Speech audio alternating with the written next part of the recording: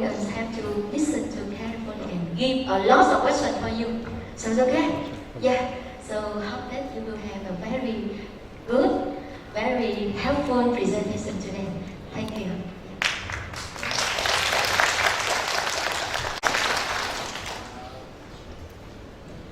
How are you? Bangkok home? Well, question of learning, and I'm sure Vietnam will go to the top nation if you continue to learn, and that's why I love Vietnam. That's why I come back. Em vừa nói với anh chị là đây là một cái ngày chủ nhật, cho nên là lần đầu tiên trong đời, có lẽ là lần đầu tiên trong đời ông có thấy là ở một ngày chủ nhật buổi sáng trong trời như vậy mà lại có rất là nhiều người ở đây. Trên thế giới này chỉ có Việt Nam là như vậy thôi. Cho nên là các anh chị đã cho mấy một cái kỷ niệm học tập đầu tiên của một người lớn rồi, và mình tin rằng là đối với Việt Nam mình thì nếu mình tiếp tục giữ cái tinh thần học tập, mình cũng sẽ dẫn đầu nhanh chóng thôi. Và mặc dù hôm nay ông không có nói về nguy cơ, nhưng mà hãy xem coi là trong một bài của ông sẽ nói về gì. Before we go for risk management, I will show you one video. The video will tell you what will be the future health and how our patient will react. I know our Honorable General Director told us one doctor is seeing 100 patients. So they are giving 2 minutes. So right now the situation is changing. Patients are taking the lead, doctor are not. And this video will show you a newborn baby, how she take the lead. Và các anh chị có bao giờ hình dung được y tế trong tương lai như thế nào chưa? Bây giờ ông ấy sẽ cho chúng ta thấy một cái video về y tế trong tương lai để chúng ta có thể hình dung được. Thì hiện nay một bác sĩ có thể chăm sóc với khoảng 100 mấy bệnh nhân, có 2 phút thôi.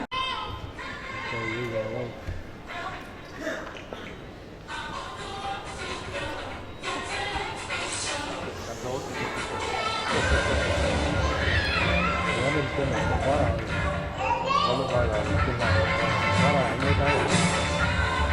Giờ lúc này có chết bát rồi.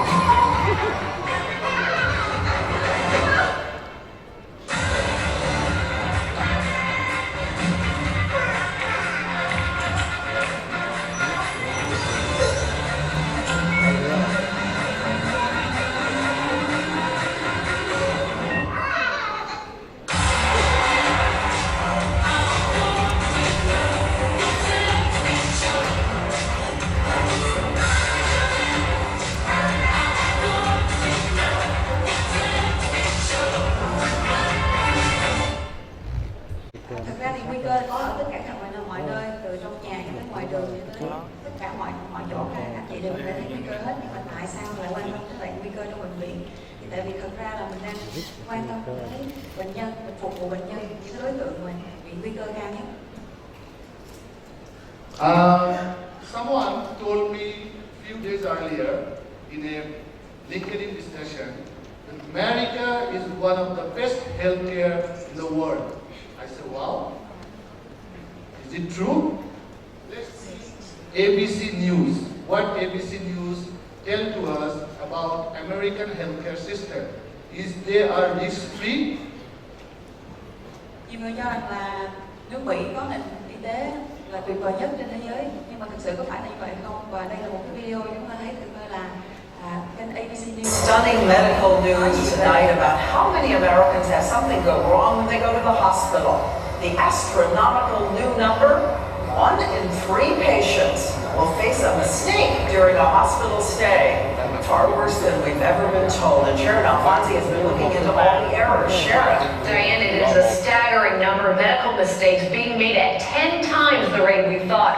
Researchers say it's not that hospitals are getting worse, it's that the methods we use to track those errors are getting better. So we now have a clearer picture of exactly what's going on inside America's hospitals. The Bliski triplets are today healthy, a wagon full of cute. But hours after they were born, little Taily suddenly flatlined in her mother's arms. I looked down and Taily went purple. I mean, she was purple. It's just like she died in my arms. She just stopped breathing. Turns out a nurse mistakenly gave Taily an IV of morphine intended for her mother. There should be no way that a very small IV line of a 4.5-pound baby should be confused with that of a full-grown woman. That should not happen. But according to researchers, mistakes like that are more common than we realized. They looked at 795 patient records. Following the methods most hospitals use to report mistakes, they found just 35 errors. But when they used a new, more comprehensive computerized method, they found a stunning 354 mistakes, 10 times as many. The very same records. The most common, medication errors, the wrong dosing, the wrong medicine, followed by mistakes in surgical procedures, from leaving surgical tools inside the body to operating on the wrong part of the body. Next, infections acquired in the hospital. If patients have a choice, choose a hospital that uses barcodes to match patients with proper drugs. And if you're undergoing surgery, make sure the doctor marks the part of the body where they should operate. Lonnie Soul wished his doctors had. We spoke to him after he went in for surgery on his right knee, but came out with doctors operating on his left. It makes me mad. I got 2 bad knees, 2 knees that don't work. And these are costly errors. One study estimating medical mistakes cost the U.S. more than $17 billion a year. Diane. You see, they are not risk-free. And also, few of my colleagues talking about quality, risk, oh, expensive. You see, 17 billion US dollar they are annually spending to correct the risk. So a risk management program for a hospital always cost effective. Như các anh chị có thấy trên cái video thì đầu tiên là họ có đưa ra một con số là cứ 1 trong 3 bệnh nhân đến bệnh viện sẽ bị mắc một cái sai lầm. Cái thông tin thứ hai trong cái video là các anh chị thấy là người ta nói không phải là vì bệnh viện đó người ta thấy lỗi nhiều hơn, mà là người ta có một cái phương pháp theo dõi sát sao hơn, cho nên thấy được nhiều lỗi hơn. Cái hình ảnh của một cái gia đình có họ đó, các anh chị thấy là điều dưỡng đã đưa nhầm, đã đưa cái IV, tức là cái tiêm nhầm morphine cho em bé thay vì là cho bà mẹ. Đó là cái lỗi thứ nhất. Cái lỗi thứ hai ở cuối cùng cái video mà các anh chị thấy đó là một cái anh chàng người da đen đó, anh chàng đó là bị mổ nhầm bên. Như vậy thì trong cái cách mà người ta quản lý hồ sơ sai sót thì trong 795 hồ sơ người ta bằng cách thông thường người ta chỉ có phát hiện ra khoảng 35 lỗi, nhưng mà bằng cách vi tính hóa thì người ta phát hiện ra là 354 lỗi, có nghĩa là 10 lần so với lỗi thông thường. Và ông diễn giả cũng có nói là như vậy không phải là không có nguy cơ, và điều này là cái kinh phí mà dành cho cái viện quản lý nguy cơ nó còn rất là lớn, trong đó có khoảng 70 triệu đô la dành cho cái viện quản lý nguy cơ, và một cái nhu cầu dành cho cái chương trình quản lý nguy cơ ở bệnh viện rất là cần thiết. This report is published in British Medical Journal this year, 2016. And this is a very interesting article published from Johns Hopkins International Hospital that medication error-related death in America is the 3rd most death and it is underreported. Và cái sai sót y khoa là một trong số những cái sai sót khá là phổ biến, trong đó nó đóng vai trò thứ 3 trong cái đóng góp tỷ lệ tử vong ở Hoa Kỳ. Đây là cái nghiên cứu lớn nhất của bệnh viện Johns Hopkins ở Mỹ. So after coming from America, come to my neighbor India. This June, a patient is surgery wrong leg. He was affected in the right leg. The surgery is done in the left leg. Và đây là cái hình ảnh từ đất nước Ấn Độ lên nước láng giềng của đất nước của diễn giả này, thì có một bệnh nhân đã bị gãy chân bên phải nhưng mà lại được mổ nhầm chân thành bên trái. Coming to Vietnam, same thing happened in Vietnam German hospital. This is reported on, I think, 19 June. Và đây là chắc là cái trường hợp này các anh chị cũng đã biết rồi, bệnh viện Việt Đức vào tháng 7 năm 2016 đúng không ạ? So, today I will not talk about how to minimize the risk. Today I will talk about how you will design your risk management program. It is called Strategic Conversation for the Risk. Và hôm nay thì ông ấy sẽ nói về làm cách nào để giảm thiểu nguy cơ hay là giảm thiểu cái rủi ro và thiết kế một cái chương trình quản lý nguy cơ hay là quản lý rủi ro như thế nào. And I don't know how many people you know the Slam Center. He is the world's most renowned scenario planner and risk manager. He worked in two different states. One is he is still now the risk promoter for South Africa strategic conversation region, and also he is the only person who anticipated 9/11 in the USA, and he sent an open letter to George Bush about his concern. Và ông ấy có nói về một cái người tên là Glenn Sutter, thì cái ông này cũng khá nổi tiếng, nhưng mà ở các cái slide sau thì thông tin sẽ nhiều hơn nên là sẽ làm sao. What is the most difficult part for us nowadays? Can you someone tell me?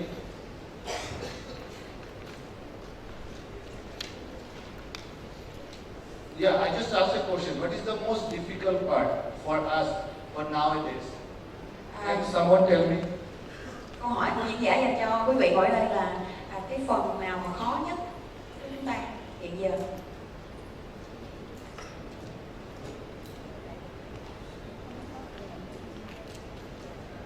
Okay, I will not take time. I will help you. It is the mobile. You know, this is the main problem in our life now. You can get everything. The Google, you can find out the place, restaurant, your answer, your medical, even you cannot bluff your patient.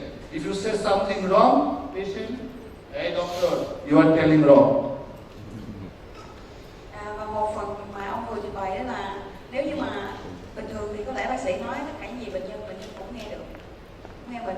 Nhưng mà thời điểm bây giờ thì khác rồi, Google có tác dụng rất là lớn. Nếu mình nói gì đó với bệnh nhân, nhưng mà bệnh nhân có thể Google xong rồi nói bác sĩ ơi, thật ra anh đang nói sai hay là đúng gì đó, tức là người ta có một cái nguồn để kiểm chứng. That's why we call this century is called intellectual century. So you are now living on an intellectual century. For an intellectual century, you need to know how you will design your risk management program. Và thì thời đại bây giờ không phải là thời đại kiến thức không nữa, mà là gọi là thời đại về tri thức. Thì nếu mà mình sống trong cái thời đại này, mình phải hiểu được và phải biết cách quản lý được. This is the 10 step for Slave Center. He designed for the country risk management program. We will talk about your hospital. Individually, you can design your program by these 10 steps. So you see, the first one we call context. Please, this is the most important slide for you for today. So please stay with me. Number 1 is the context. Number 2 is the scope. Number 3 is the player. Number 4 is the rule of the game. Number 5 is the key uncertainty. Number 8 is the scenario. This part, this green part, we call define the game, define your risk, define how you plan your strategy. Và đây chính là cái slide thông tin quan trọng nhất trong cái bài trình bày của ông ấy. Thì các anh chị thấy là slide nó có hai màu, cái màu xanh thì nó là cái mà mình cần để định nghĩa hay là xác định cái trò của mình là cái gì, hay là cái vấn đề của mình là cái gì. Điều đầu tiên là cái chữ số 1 là bối cảnh là gì, cái thứ hai là phạm vi là gì, cái thứ ba là người chơi là ai hay là game thủ là ai, cái thứ tư sẽ là luật chơi là gì, cái thứ năm là những cái điều mà mình không chắc chắn, quan trọng nhất là cái gì, và cái thứ 6 đó là cái hoàn cảnh, cái tình huống là cái gì. If you cannot design this defining part, you will miss next of the 4 part. The next of the 4 part, how you will play, how you will operation your risk, how you will do implementation your risk in the hospital. So start with SWOT. Very simple. We call strength, weakness, opportunity, threat. Or that is a simple way we call as it is, what it should be. Like this flower is here. Is it should be here or it should be here? So as it is or where it should be. This is called SWOT analysis. Few of the people misunderstood. They said SWOT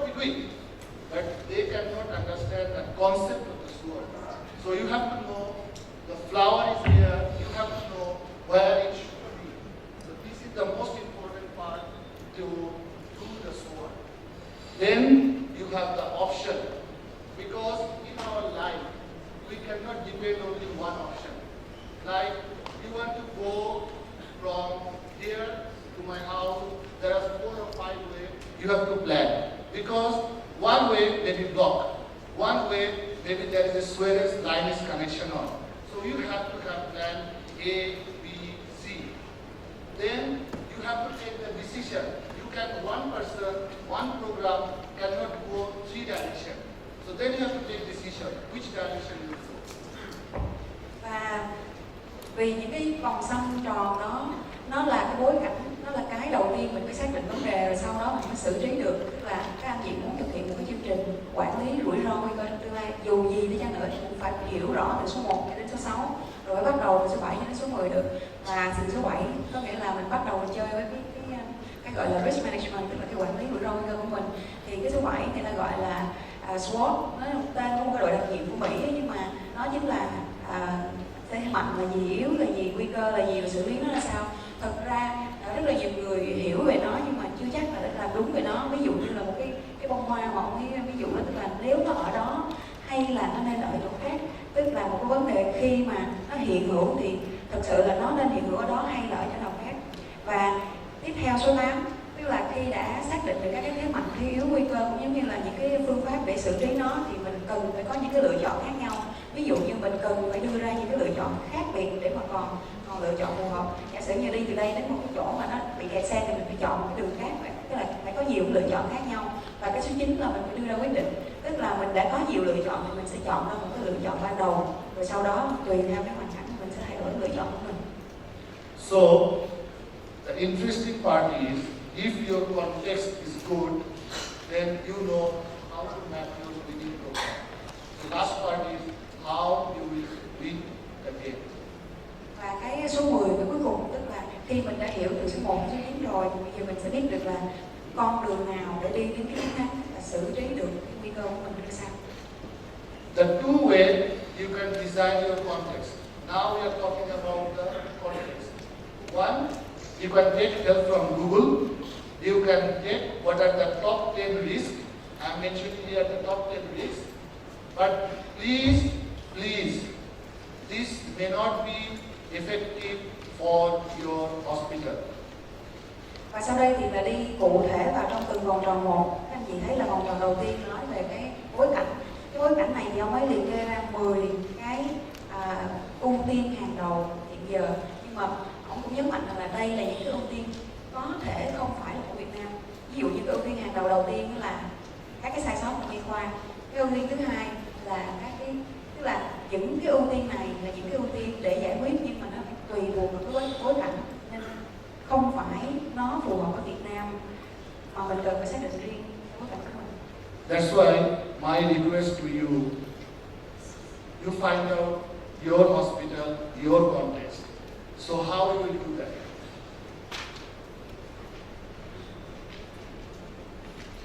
Như vậy thì mình phải xác định được cái vấn đề ưu tiên của mình tại bệnh viện mình, tại nơi mình làm việc. Vậy thì mình xác định bằng cách nào? If you see your hospital, these are the common situation happen. One is the facility related risk, one is the operational risk, one is the occupational health risk, one is the financial risk, one is the communication risk, one is the security risk, patient safety, and many more. Yeah. I'm just mentioning few of these, but please, I'm telling you again and again, it will make you biased if you take my suggestion. Please make your context by your hospital, and how you will do that, I will tell you. Và đây là một trong số những cái nguy cơ rủi ro hay là rủi ro chính mà nó mới liệt kê ra các cái nhóm nguy cơ rủi ro chính. Ví dụ như là các nguy cơ rủi ro về trang thiết bị, hoặc là an toàn, các nguy cơ về sức khỏe nghề nghiệp, các nguy cơ về tài chính. Các cái nguy cơ được list ra từ 1 đến 8 ở đó, nhưng ông có nhắc đi nhắc lại một lần nữa rằng là các nguy cơ này không phải là cái nguy cơ của chính cái bệnh viện của các anh chị, của nơi các anh chị làm việc, mà các anh chị phải tự xác định được cho cái phần bệnh viện của mình, nơi làm việc của mình bằng cách nào bây giờ mình sẽ giải thích. Only two ways you can find out your hospital risk. One is the reactive way, one is the proactive way. Và có hai cách để làm được gì đó. Hai cách đó là gì? Một đó là you can made your hospital context risk by two ways. One is the reactive way, one is the proactive way. Và hai cách đó là một cách chủ động, một cách bị động. The reactive way, that is already things happen. One is incidence, so there should be an incidence reporting. There should be another is staff complaint, staff grievance, and another is patient complaint. So you have to find out for the last 6 months or your hospital how many incidents happen, how many patient complaints happen, how many staff grievance is reported. Then you categorize clinical, non-clinical. Then you can make your context. Và đối với cái cách đầu tiên, tức là cách bị động á, thì mình sẽ dựa vào cái lỗi được báo cáo, tức là mình sẽ dựa vào cái chuyện mà nhân viên than phiền nhiễm cái gì hay là bệnh nhân than phiền nhiễm cái gì, thì bao nhiêu lỗi được báo cáo, lỗi nào được y khoa, lỗi nào không được y khoa, xong rồi mình xác định được. Another is proactive way. If you give a hospital round, you can see a lot of risks. So the best way for the risk manager has to give round, has to look around everywhere in the hospital. Và cái cách thứ hai đó là cái cách năng động hơn, cái cách chủ động hơn, đó là đi thăm vòng qua bệnh viện. And another way is failure mood effective analysis. This is a tool you have to learn and you have to do. This failure mood effective analysis is another way you can score your risk. Và một cái cách khác nữa, không phải là cái việc đi vòng qua bệnh viện để khảo sát, thì là cái cách thứ hai đó là một sử dụng một công cụ. Cái công cụ này nó gọi là FMEA, tức là công cụ để các anh chị có thể phân tích cái tác động và hình thức các cái lỗi sai của mình. Any procedure, anything happen, we have 3 things to look after. Anything, any situation, any incident. One is this incident, how much severity, then what is the probability, and what is the detection. I mean, for example, you are giving a round in the hospital, suddenly find out a needle in the floor. So now your question is it a risk? Okay, so I need to do an FMEA. So when you do the FMEA, first you have to do the tracer. You have to see how this needle will come here. Then if it is the here, then how much severity, how it is probability to injury the patient, injury the staff, and how we can detect it. Because if we cannot detect it, how these needles come from where to where, you cannot design the risk mitigation plan. Và một cái cách và một cái gọi là nguyên lý trong cái FMEA đó là bất cứ một cái sự việc gì hay một sự cố gì hay một cái hệ thống gì đi chăng nữa thì nó luôn luôn có 3 vấn đề mình cần xem xét. Vấn đề thứ nhất là cái độ nặng của nó, cái độ nghiêm trọng của nó. Vấn đề thứ hai đó là cái xác suất xảy ra cái việc đó, và cái thứ ba đó là cách phát hiện. Ví dụ như là cái việc mà mình xảy ra ở trong bệnh viện đó, nó có nặng hay không, có ảnh hưởng đến nhân viên hay bệnh nhân hay không. Cái thứ hai là nó có thường xảy ra hay không, nó cái xác suất xảy ra của nó như thế nào, và cái thứ ba đó là bằng cách nào mình phát hiện. The few next 3 slides, I will just show you how we can score.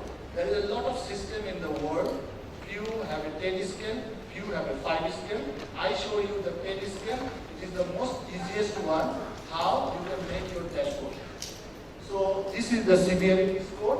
This is the out of 10 ranking.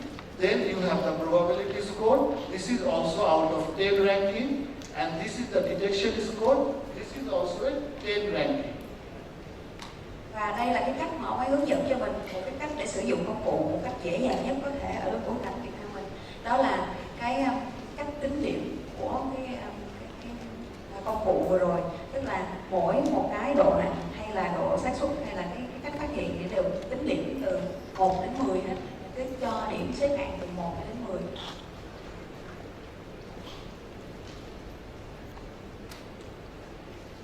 So this is a score is designed as a 1000 score, and the way we do is very simple. Here you see we do the process. Here we see how is the potential mode of failure. Here we see the failure effective. This severity score is come out of 10. 10, 10, 10. So here is the number. Here is come 1000. Out of 1000, for example, this level scored 700. So it's a risk. Now, you report 700. Your job is finished.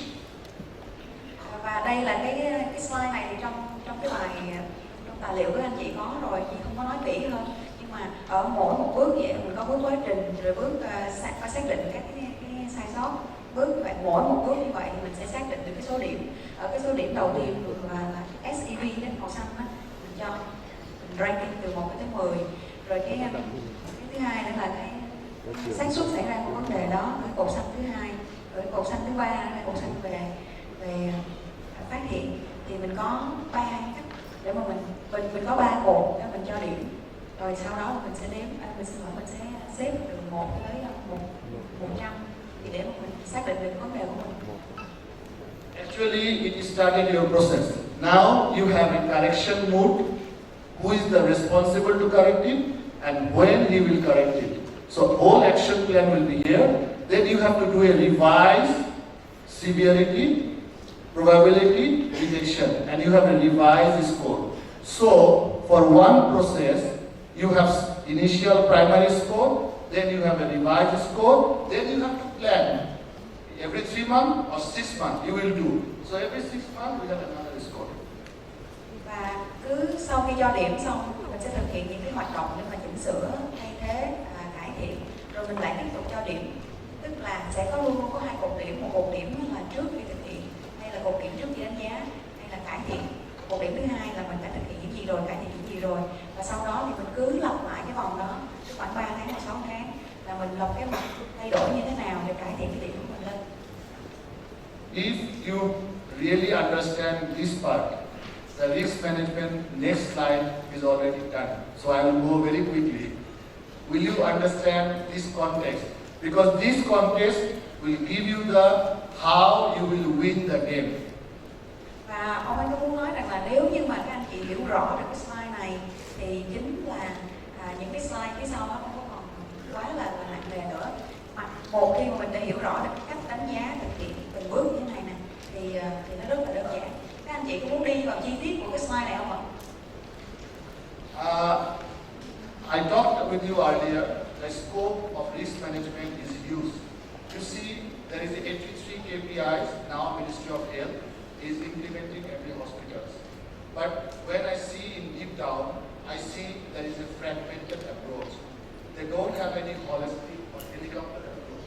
They don't have any strategic program like 10 steps, how they will do, how they will implement. They feel that we have 83 KPIs, we go, do survey, ask the hospital to do that.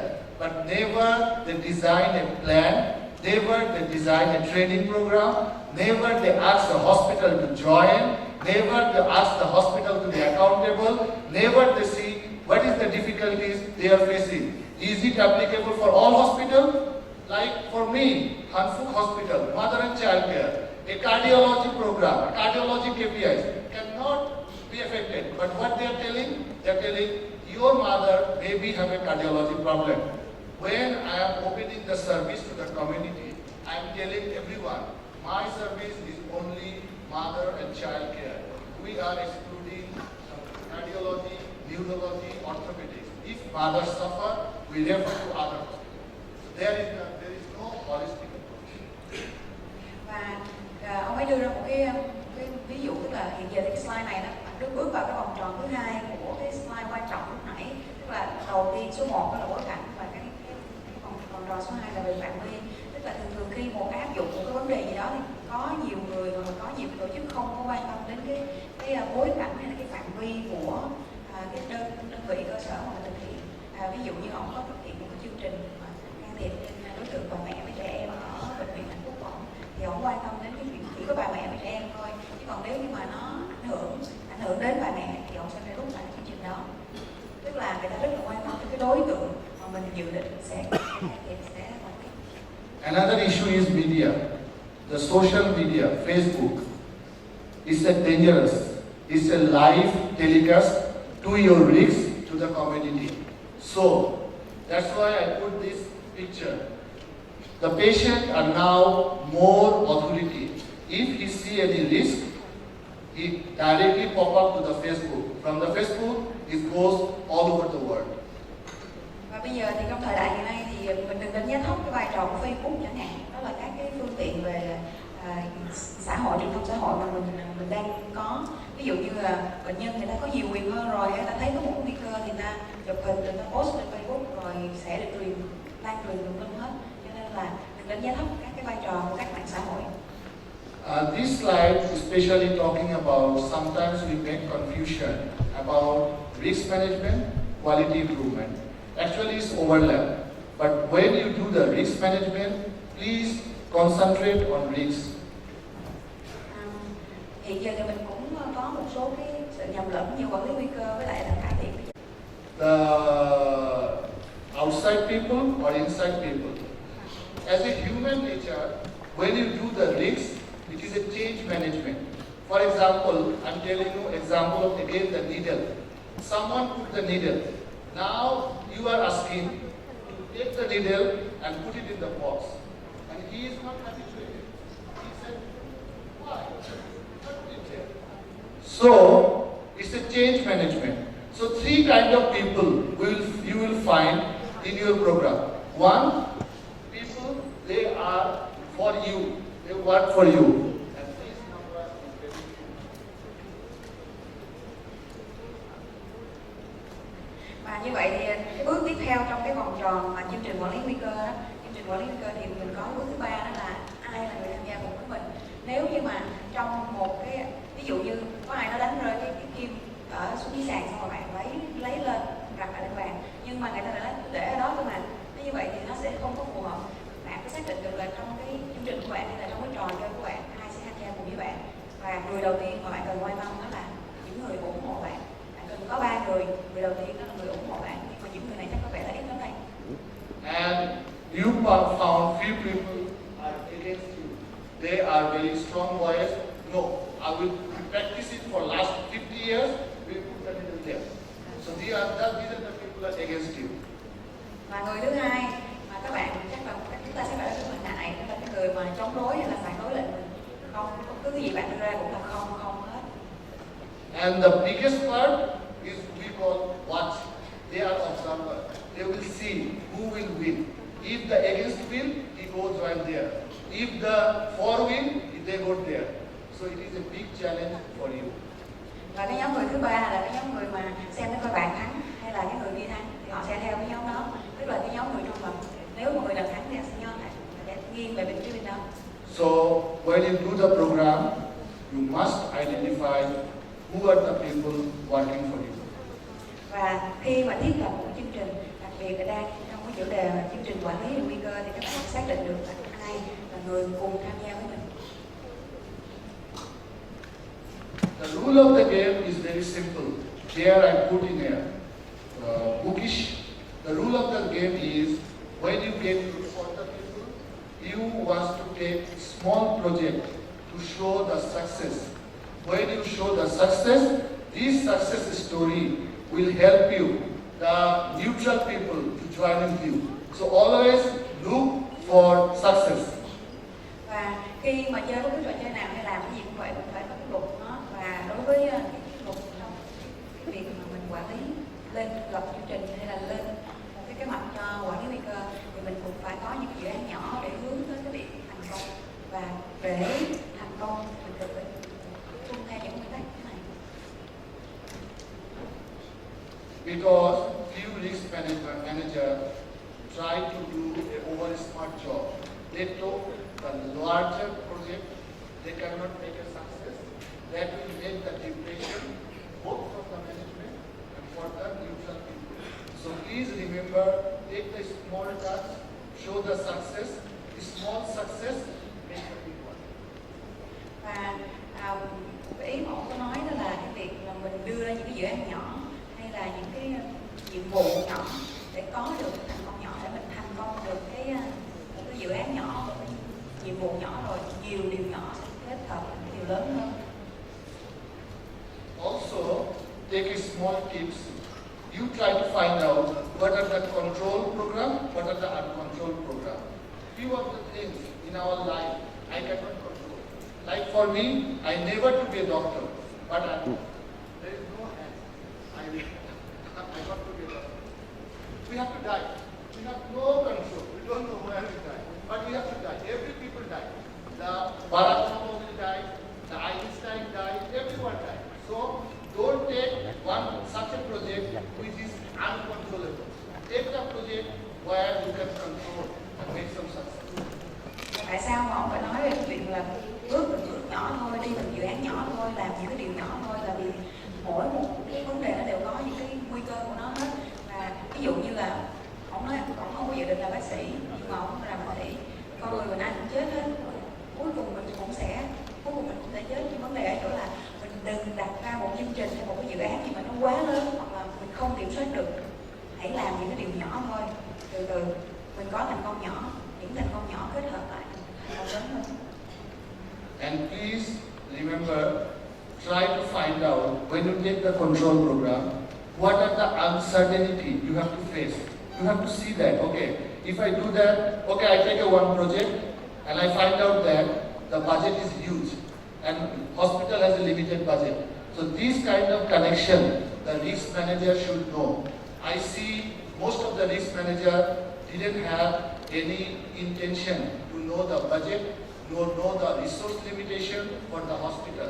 This is one of the biggest load for the general director or CEO of the hospital. He cannot suddenly allocate you a huge number of money without knowing what is the uncertainty is going on. So you have to stay, you have to think about that also. Và cái vấn đề đầu tiên chắc có lẽ cũng là tiền đâu, tức là kinh phí. Chẳng hạn như là mình có kinh phí không có đủ, mình lên kế hoạch quá lớn thì cũng không cần thiết và cũng không thể kiểm soát được. Cho nên là phải biết kiểm soát hoặc là phải biết, phải hiểu về những cái điều mà mình không chắc chắn lắm. Khi ông làm kinh nghiệm của ông là gặp nhiều cái người quản lý về nguy cơ nhưng mà họ không có hiểu hoặc là không có biết về cái tài chính hay là cái vốn kinh phí họ có để mà họ lên được chương trình cho phù hợp. Then you have to think about what will be the worst case. If I take the project and I am not successful, what will happen? If I success, what will happen? If I success but it's not 100%, what will happen? Vậy thì cái điều mà ông nói là mình thành công một cái dự án rồi thì sao? Nếu mà không thành công thì sao? Xác suất thành công là bao nhiêu? Xác suất không thành công là bao nhiêu? Mình phải tính toán hết những cái điều đó. So how will do that? Is it possible for me? Do I know what will be the project outcome? Yes, you know. You know because you will do the SWOT analysis before you jump on to a project. So you do the scenario planning. You make different scenario with a SWOT analysis and try to find out which one is best for your hospital. Và như vậy thì khi mình tính toán nó thì mình đang bước ở vòng tròn số 6 của cái vòng tròn về chương trình quản lý rủi ro nguy cơ đó, thì mình có được biết cách tính toán các cái vấn đề. Mình tính toán được như vậy rồi thì mình xử lý nó là sao, bằng cách nào? Thì cái số 7 tức là mình sử dụng cái công cụ ở đây SWOT để mình coi mình xử lý nó bằng cách nào. When you do the SWOT analysis, please follow this step. These are the fundamental steps. When we do the SWOT analysis, we miss particularly these three parts: human resource, administrative, finance. Because we are excited, the quality, the risk manager is excited. He wants to take the needle out, but he is asking for one person from CEO. I need one person to supervise, but he didn't think for one person. If the salary is $500 per month, then what will happen the annual cost to the hospital? So you have to think about the finance, the administrative, supportive, human resource, and when you design, you have to think about what are the additional services you will give. Is it feasible for a hospital board to allow you $500 a staff for this project? Và để thực hiện được cái chiến lược này là cái số 7 này đó, tức là thế mạnh là gì, thế yếu là gì, cơ hội là gì, hay là xử lý ra sao, thì các anh chị chú ý cái slide mà về cái biểu đồ hình tháp ở đây. trong cái biểu đồ tháp này các anh chị chú ý là 3 cái tháp cuối cùng, 3 cái tầng cuối cùng nó rất là quan trọng, bởi vì là cái tháp liên quan đến những cái việc quản lý về tài chính, tức là kinh phí của mình ra sao, rồi quản lý hành chánh là sao, với lại các cái dịch vụ hỗ trợ như thế nào. Ví dụ như mình muốn một người để quản lý cái phần nguy cơ, tức là chịu trách nhiệm về quản lý nguy cơ cho bệnh viện mình nói sếp là cho em xin một người nữa, giờ lương $500 một tháng, nó khoảng 10 triệu một tháng, nhưng mà mình quên để ý mất là nguyên cái cục đó nó sẽ ảnh hưởng đến cái dự án của mình như thế nào. When you've done this one, then your risk management program is done. Now you have an option 1, option 2, and option 3. Và bây giờ thì khi mà mình đã thực hiện từ bước 1 đến bước 6, mình điều cả vấn đề, mình thực hiện bước 7 để mà thì hầu như là nó đã rất là khá rồi, hoàn chỉnh rồi. Giờ bước thứ 8 là mình coi mình có những cái lựa chọn nào, là bước số 9. Now, what will you do? I have 3 options. I go A, I go B, I go C. The best way you can do a small project. I told you several times, small project. PDCA, plan, do, check, act. Plan, do, study, act. Small project. C, effective, how much strength? If it is success, go for the big one. Và đối với cái việc mình quyết định đó, thì mình có nhiều lựa chọn để mà mình đưa ra quyết định. Mình có lựa chọn A, B, C, D gì đó, nhưng mà khi mà mình đưa ra quyết định rồi thì mình có một cái vòng tròn mà ông giới thiệu ở đây, đó là cái vòng tròn plan, do, check, act, tức là các anh chị sẽ lên kế hoạch, rồi các anh chị thực hiện kế hoạch đó, rồi mình kiểm tra kế hoạch đó, rồi mình hành động để đáp ứng lại xem là có cái gì cải thiện được, cái gì không cải thiện được. Và nhớ luôn từ bắt đầu từ một dự án hay là một cái chương trình, một cái hoạch nhỏ, rồi mình đạt được một nhỏ rồi mình mới lên tiếp được. Actually, this kind of program cannot be for 1 month, 2 months. Actually, it's for 4 or 5 years plan for the hospital. So it's a larger discussion for the group of people of that hospital to sit together, all representatives, to make the contest, to make a vision. We call vision 2020, vision 2025. This is what SLAM Center do for different countries. Và như vậy thì đối với tất cả những cái việc mình vừa nói qua, không thể là trong vòng 1 đến 2 tháng một bệnh viện có thể lên được hoặc làm được việc này. Thế nhưng mà ít ra trong một bệnh viện thì cũng phải được đến khoảng 5, tức là cũng phải cần 4 đến 5 năm để có được một kế hoạch hoàn hảo, và cũng phải có một cái tầm nhìn trong vòng khoảng 10 đến 20 năm để thực hiện được một cái gọi là kế hoạch quản lý nguy cơ của bệnh viện, có một cái tầm nhìn dài hơn. So, when you do the 5 years plan, now comes to your shoulder. Year-wise, you have to define what you want to do. This is the define one of the example. You can see 2016, 17, 18, 19, 20. How you can plan. It's my assumption. It's not for you. You can design a different way. But this grand chart is required after finishing the strategic plan. Như vậy thì nếu mà sau khi hoàn thành được cái kế hoạch chiến lược của bệnh viện mình rồi, của đơn vị mình rồi, thì mình cần phải có một cái kế hoạch thực hiện, tức là một cái kế hoạch nó gồm có các cái hành động của mình ở bên cột bên trái và các cái năm, tức là cái thời gian để thực hiện được kế hoạch đó.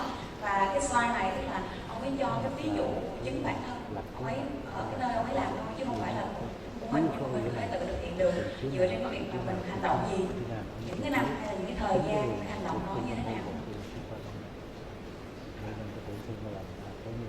Then you will see where you are now, where you are tomorrow in next 5 years.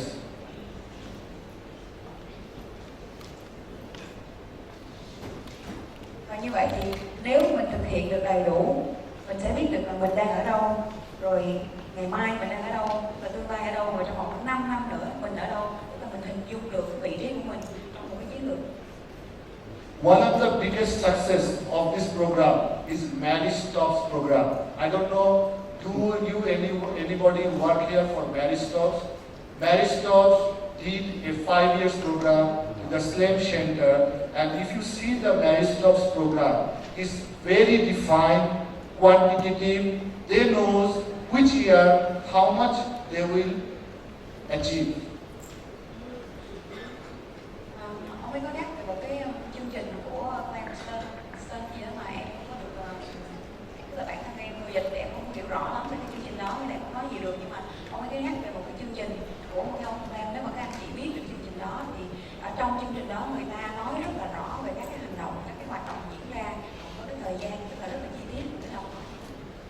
Besides my current involvement with the Hanfuk, I also as an advisory member of the Phonics Global Academy. This is a US company who is mostly helping these kind of program, strategic conversation for the hospital, for the group of companies, and the owner is Dr. Ed Hansen. He is from Arizona.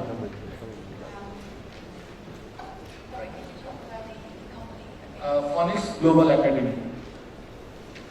Ông ấy có làm một công ty gì đó bạn không được rõ cái tên là Connect, dạ, công ty Connect Shop.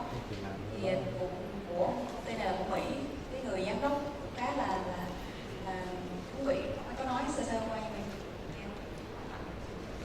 And you can easily get me for any suggestion, any advice.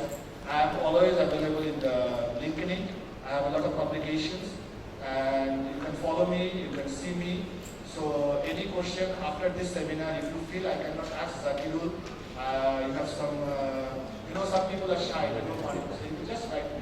I'm happy to answer it. Và cái thông tin chính của cái việc mà ông ấy nói ông làm những công ty hay là những cái bệnh viện này như thế thì là ông ấy có rất là nhiều kinh nghiệm trong cái mảng này, cái mảng quản lý nguy cơ rủi ro của bệnh viện, cho nên là ông ấy hiểu biết và có nhiều cái bài báo xuất bản ở đó. Nếu mà các anh chị không có e dè như những cái gì mà mình thực chất người Việt mình hay bị như vậy, các anh chị có thể hỏi ông, có thể tư vấn hoặc là cho lời khuyên. Thank you so much for spending your time. Sunday time, I'm really happy. Sunday time is for your family. Sunday time for your personal enjoyment, but you stay with me. Thank you so much. Come on. Yeah, thank you so much, Dr. Zakirul, and congratulations. Great. Yep, thank you. Các anh chị em mình ngồi nghe bên dưới thấy như thế nào ạ? Với Linh, khi mà Linh mời bác sĩ Zakirul đến đây chia sẻ, Linh có gửi gắm một số cái mong đợi. Và Linh thấy thì sau khi nghe cái bài trình bày của bác sĩ Zakirul, Linh dùng một chữ great. Vì sao ạ? Thứ nhất, Linh nhờ ông ấy là hãy làm sao để người nghe, nếu là lãnh đạo bệnh viện, giám đốc, phó giám đốc, hoặc là người có cái tầm ảnh hưởng để ra quyết định cho chương trình quản lý rủi ro của bệnh viện, thì họ thấy tính cần thiết, họ về họ phải bắt đầu ngay và họ biết bắt đầu từ đâu. Được không ạ? Ông ấy đã vẽ ra một cái hành trình từng bước, từ cái chung cho đến cái riêng. Tại sao nó có cái riêng ở trong này? Bởi vì Linh nói với ông ấy là lãnh đạo muốn làm, lãnh đạo chỉ đạo cho người bên dưới làm, nhưng mà ông làm sao để cho lãnh đạo hiểu các bước và cần phải kiểm soát cái gì ở cái tầm mà tổng quan. Bởi vì lâu lâu có thể lãnh đạo sẽ can thiệp một chút xíu, hoặc là cái kế hoạch đưa lên thì ông phải hiểu cái điều này, lãnh đạo phải hiểu cái điều này để quyết định. Được không ạ? Thì ông cũng giúp được cái phần này. Linh là người nghe, Linh cảm nhận như vậy.